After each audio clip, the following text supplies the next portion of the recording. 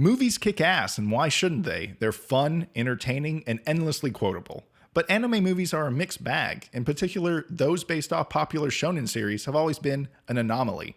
Fillers suck, but these movies are okay and well remembered. But why? I think we can thank Dragon Ball for that, because they at least set a bar or standard for these movies. And while at times they deviate from the timeline or source material, they still deliver the same content the show presents, just with a different set of colors. And we love those spiky-haired bastards.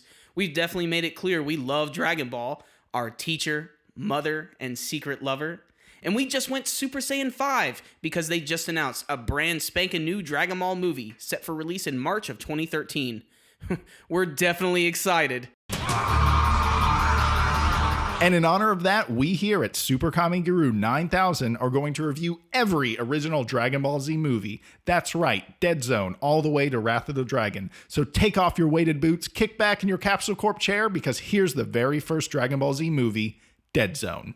Dragon Ball Z Dead Zone in Japan is known as Ora no Gohan o Kaisei, which roughly translates out to Dragon Ball Z Return My Gohan, or simply known at the time of its release as Dragon Ball Z the Movie during its theatrical run.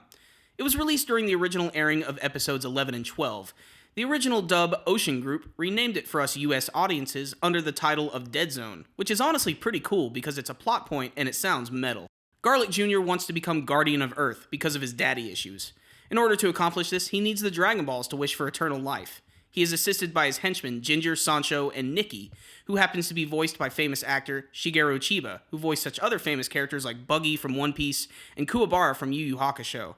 They're basically the equivalent of Bebop and Rocksteady from Ninja Turtles. Of course, one of the Dragon Balls is in Gohan's possession, which is on his hat. How does that stay on there? Anyway, he and his mother Chi-Chi are ambushed by Garlic Jr. and his goons. Chi-Chi tries to fight, but since there's no kitchen or schoolwork involved, she fails pretty hard. Gohan is then captured. For some reason, they could have easily just taken his hat. But no, now they had to awaken the wrath of the most insane space ape who flies on clouds and destroys planets. Being that he is a terrible father, Goku arrives late and is of course pissed and immediately goes after Garlic Jr.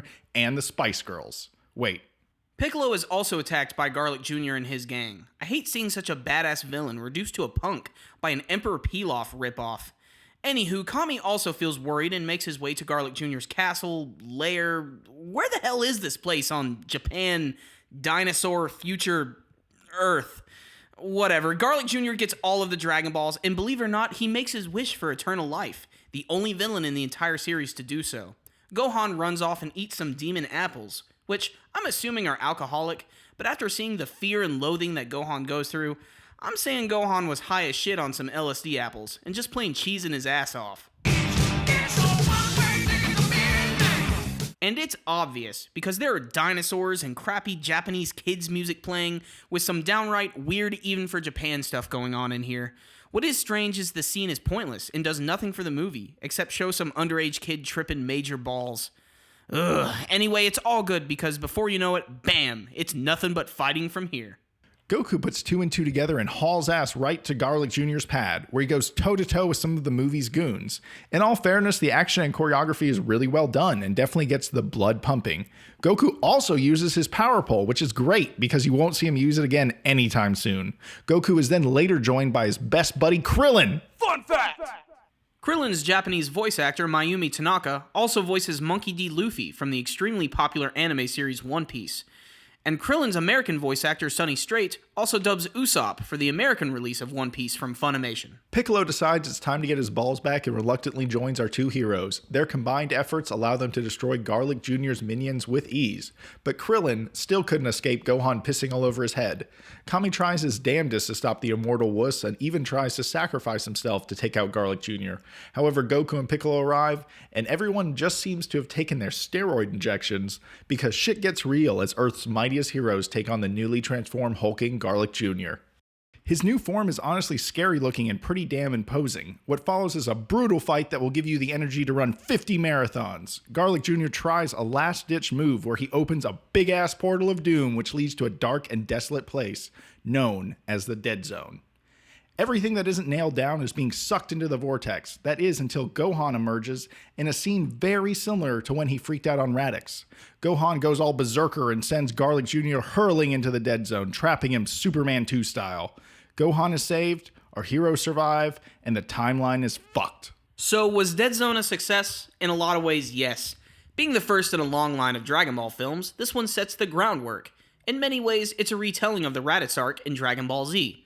Gohan is kidnapped, Goku gives chase and has to team up with Piccolo, and ultimately Gohan shows off his power berserker style. Timeline placement wise, this should technically take place right before Dragon Ball Z, making it more of a Dragon Ball movie. There are some inconsistencies like Krillin meeting Gohan for the first time, and a few other things.